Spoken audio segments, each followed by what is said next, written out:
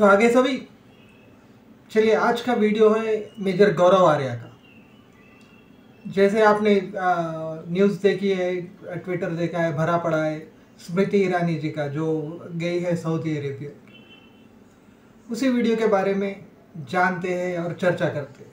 चलिए देख। मैं गौरव आर्या और आप देख रहे हैं मेजरली राइट। हमारे समय पे दोस्तों एक कहावत हुआ करती थी, अजब तेरी माया अजब तेरे खेल, चचुंदर के सर पे चमेली का तेल। आज के बच्चों को पूछो तो बोलेंगे अंकल व्हाट इज चचुंदर, इनको नहीं पता है। लेकिन हम आपको बताते हैं दोस्तों ये खेला क्या हुआ है। स्मृति ईरानी जी जो मिनिस्टर है माइनॉरिटी अफेयर्स की और मुरलीधरन जी जो मिनिस्टर ऑफ स्टेट हैं, ये लोग अपनी पूरी टीम के साथ पहुंचे मदीना। आपको पता है मक्का और मदीना मुसलमानों के लिए सबसे जिसको कहते हैं पवित्र स्थान माने जाते हैं, और उधर पहुंची स्मृति ईरानी जी। दोस्तों ये ना बड़ी कॉम्प्लिकेटेड चीज है। ये सिर्फ ये नहीं है कि एक भारतीय मंत्री जो कि एक महिला हैं वो पहुंच गई वहां पे मदीना और वहां पे उनका वेलकम करा गया, उनको पूरा प्रोटोकॉल दिया गया, और जो हज यात्री हैं उनके लिए जो भी सुविधाएं थी जो सऊदी अरब सरकार ने दी थी, जो भारत की सरकार ने दी थी, उसके बारे में क्या बातचीत हुई, क्या टाई अप हुआ, वो अलग बात है। हम उसके बारे में बात नहीं कर रहे दोस्तों, और ना हम उसके बारे में बात करेंगे। हम ये खेला कुछ और है, और ये खेला समझाने के लिए आज मैं यहाँ पे आपके सामने आया हूं। देखिए दोस्तों, पहली बात आप देखेंगे कि स्मृति ईरानी जी कोई हिजाब नहीं पहना, नॉर्मल जैसे इंडिया में कपड़े पहनती हैं वैसे वहां पे पहने, वो भी मदीना में। कोई डिसरिस्पेक्ट नहीं है, कोई ये पॉइंट प्रूव नहीं कर रहा कोई। लेकिन आप ये देखिए कि सऊदी अरब ने परमिट करा, सऊदी अरब बदल रहा है। वो सऊदी अरब नहीं रहा जो एक जमाने में तेल के पैसे से सबको पैसे बांटता था। भारत में कितने हजारों मदरसे बनवा दिए, मस्जिद बनवा दिए, पाकिस्तान में बनवा दिए, बोला जिहाद जिहाद हर जगह, वो सलाफी और वहाबी ब्रांड ऑफ इस्लाम, वो सब सऊदी अरब ने काम कर दिए बंद। सऊदी अरब ने बोला कि इसको एक मॉडर्न इस्लामिक स्टेट बनना बहुत जरूरी है। अब ये डेमोक्रेसी के थ्रू तो बन नहीं सकता दोस्तों, और वैसे भी इस्लामी दुनिया में डेमोक्रेसी नाम की कोई चीज है नहीं।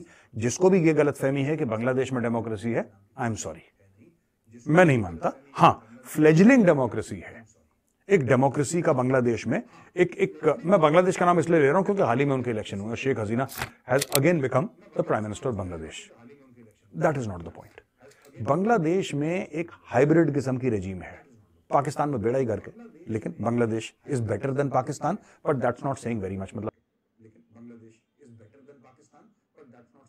बांग्लादेश में सिचुएशन ही ऐसा है, वहाँ पे कट्टरपंथी ज़्यादा है। डेमोक्रेसी तो है पर प्रभाव ज़्यादा नहीं। चलिए आगे देखते। That is no qualification. Anyway, coming back to Smriti Irani ji, ये जाती हैं बिल्कुल जो मस्जिद है जो प्रॉफिट मोहम्मद ने बनवाया था मस्जिद, बिल्कुल वहां पे उसके पेरिफेरी में जाती हैं, क्योंकि अंदर जाना अलाउड नहीं है। पेरिफेरी में जाती हैं और बिल्कुल पेरिफेरी में जाके वहां पे इनकी फोटोग्राफी होती है। वहां पे ये लोग मिलते हैं, बड़े बड़े जितने भी वीआईपीज हैं, मंत्री हैं सऊदी अरब के, वहां पे। अच्छा, दूसरी तरफ हम देखते हैं कि तुर्की है, पाकिस्तान है, और भी एक दो देश हैं जैसे कि कतर। जब नुपुर शर्मा वाला केस हुआ था, राइट, और वो टेलीविजन प्रोग्राम में नुपुर शर्मा ने, और वो जो रहमानी था, ठीक है, वो जो रहमानी था, रहमानी ने पहले उसको छेड़ा, रहमानी ने पहले गलत बात करी। नुपुर शर्मा ने सिर्फ फैक्ट बेस्ड एक जवाब दिया जिससे कि पूरा मामला फायर हो गया। तुर्की के मुंह से झाग निकला, ठीक है, कतर के मुंह से झाग निकला, पाकिस्तान के तो झाग की फैक्ट्री है, मुंह के अंदर उनके झाग निकलता ही रहता है, पाकिस्तान के तो पाकिस्तान के मुंह से झाग निकला कि भारत मुसलमानों के खिलाफ है, और ये खिलाफ है, वो खिलाफ है। और यहां पे एक भारतीय मंत्री जिनके पति पारसी हैं, वो खुद हिंदू हैं, वो जाके मदीने में जो मेन मस्जिद है उसके बाहर खड़े होकर फोटोग्राफ खिंचा रही हैं और लोगों को बोल रही हैं कि हम भारतीय मुसलमान हैं, हम उनके लिए आए हैं। दोस्तों ये होती है डिप्लोमेसी, ये होता है फॉरेन अफेयर्स, ये होती है जियोपॉलिटिक्स। अच्छा, ये इमेजेस बड़ी पावरफुल हैं, और ये जो इमेज है, फिर से मैं एडिटर साहब से रिक्वेस्ट करूंगा स्क्रीन पे इमेज डालने के लिए। दोस्तों ये जो इमेज है ना, ये बड़ी पावरफुल है। जो उनके मिनिस्टर हैं दूसरे, मुरलीधरन जी, उनकी वेशभूषा देखिए, ये साउथ की वेशभूषा है। ये क्या दिखाता है? इसका मतलब क्या है? इसका मतलब ये है, this is a confident man, this is a confident man confident of his roots and his culture, unapologetic. वो साउथ के हैं, उनको गर्व है। दुनिया में कहीं भी जाएंगे अपनी साउथ की वेशभूषा पहन के जाएंगे। जिसको अच्छा लगे तो ठीक है, जिसको बुरा लगे तो ठीक है, गेट आउट। कहीं पे भी हो। स्मृति ईरानी जी, इंडियन वेशभूषा, सब लोग ट्रेडिशनल ड्रेसेस में, अपनी भारतीय ड्रेसेस में वहां पे जाते हैं। अच्छा दोस्तों, रिलीजन जो है ना मामला, ये बड़ा पेचीदा मामला है और इसका इस्तेमाल करा जाता है। Religion has been weaponized, specially in the Muslim world. Religion को बहुत वेपनाइज करा है, यानी कि हथियार की तरह मजहब को इस्तेमाल करा है।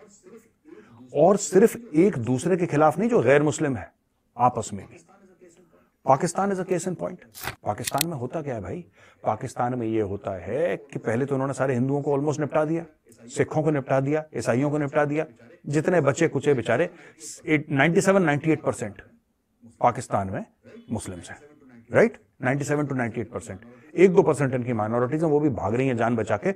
जिसको वीजा मिलता है वो कट लेता है तीव्र गति से। मामला कुछ और है यार। एक मुल्क जहां पे 97-98% मुसलमान हैं, वहां पे इस्लाम खतरे में कैसे हो सकता है? तो जब हिंदू नहीं मिले तो आपस में मारकाट करी पाकिस्तानियों ने। मैं आपको क्यों बता रहा हूं? Weaponisation of religion.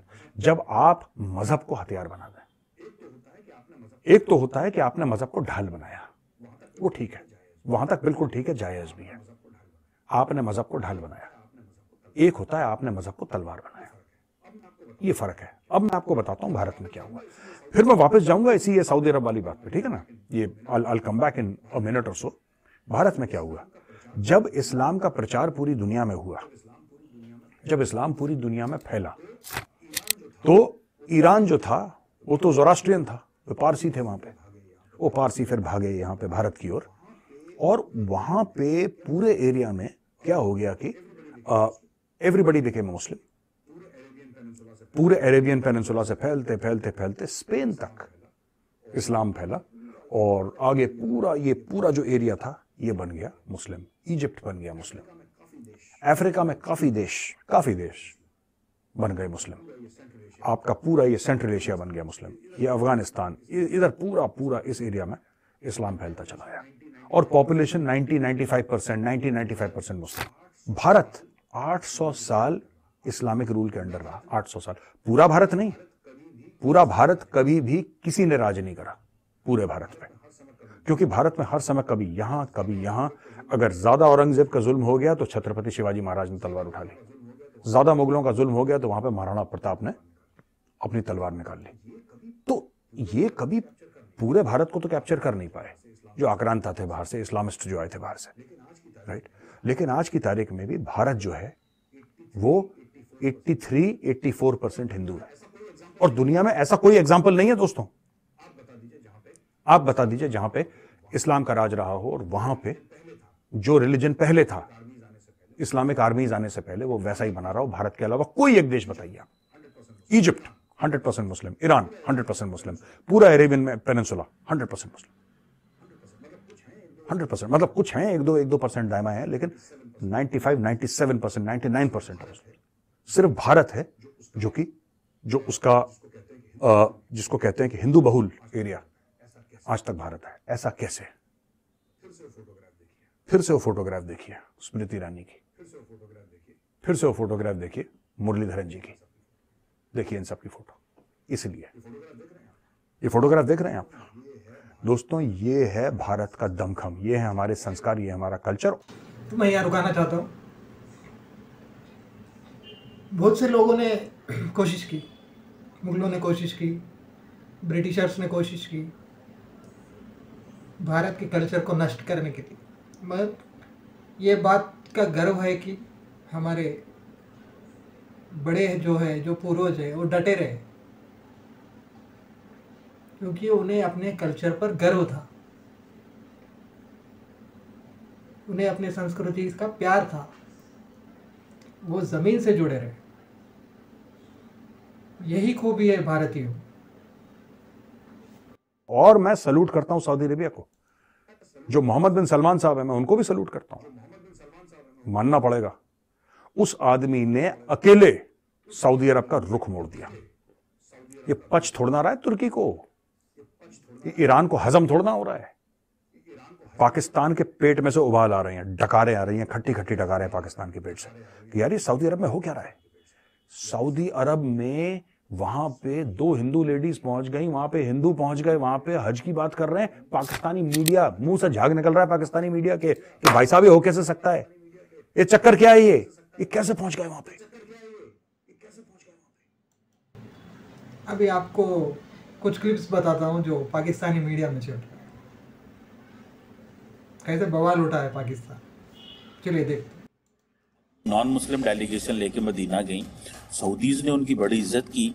तो क्यों इज्जत की? कोई इंडियन आता जो रिप्रेजेंटेटिव होता, इंडिया का भी शक होता, लेकिन होता मुस्लिम, तो हमें हैरानगी नहीं होती। स्मृति ईरानी ने बगैर हिजाब, बगैर सर ढके, सर कवर किए बगैर जो है ये तमाम मीटिंग्स की हैं।